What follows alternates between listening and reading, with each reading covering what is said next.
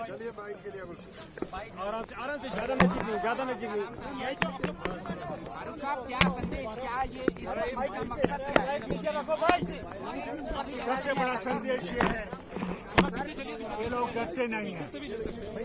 और पहलगाम में आए जहाँ वो कांड हुआ था, ये दिल को खुश करता है।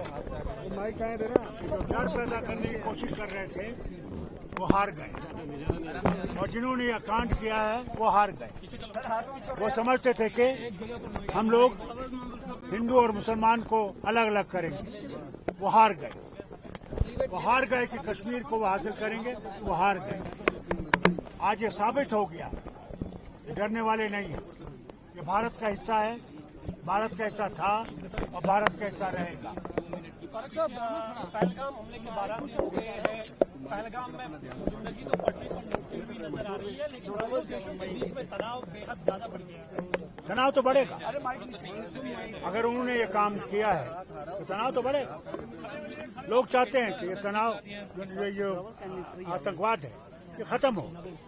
कब तक हम ये आतंकवाद देखते रहेंगे? 35 साल हो गए हमें आतंकवाद देखते हुए। हम लोग आगे बढ़ना चाहते हैं, तरक्की करना चाहते हैं, वो हमारी तरक्की को रोकते हैं। समझते हैं कि हमें भिखारी बना के रखेंगे जैसे उनका मुल्क। हमने भिखारी नहीं रहना, हमने आगे बढ़ना है और आगे बढ़ेंगे, जरूर बढ़ेंगे। हम दुनिया की सबसे बड़ी ताकत एक दिन जरूर बनेंगे। अभी आपको किस तरह की सिचुएशन दिख रही है? बहुत अच्छी सिचुएशन, बहुत अच्छा है और नॉर्मल है। लोगों को ज्यादा से ज्यादा आना चाहिए, डर नहीं रखना चाहिए। जो डर गया वो मर गया। कई सारी बुकिंग कैंसिल हो गई है फारूक साहब, कई लोगों ने 90% से ज्यादा बुकिंग कैंसिल कर दी है। लोगों से क्या अपील करना? वो फिर से आएंगे, चाहिए? वो फिर से आएंगे, वो फिर से आएंगे।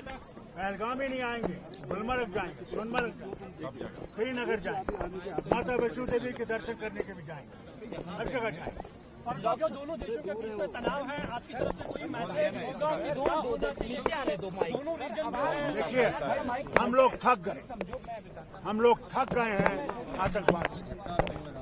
आतंकवाद को खत्म करना जरूरी है।